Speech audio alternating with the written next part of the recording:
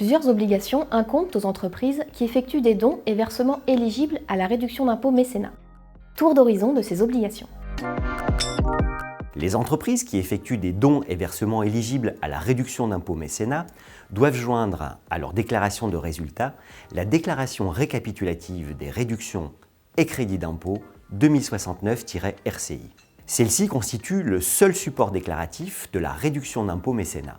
Afin de déterminer le montant de la réduction d'impôt à inscrire sur la déclaration 2069-RCI, les entreprises peuvent utiliser le formulaire 2069-M-FC.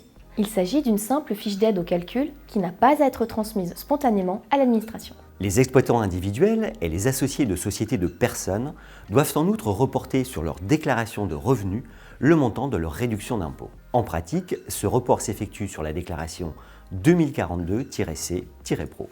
En outre, les entreprises qui effectuent au cours d'un exercice plus de 10 000 € de dons ouvrant droit à la réduction d'impôt sont soumises à une obligation complémentaire. Elles doivent en effet déclarer à l'administration, sur un document annexe à la déclaration 2069-RCI, le montant et la date de ces dons, l'identité des bénéficiaires et, le cas échéant, la valeur des biens et services reçus, directement ou indirectement, en contrepartie.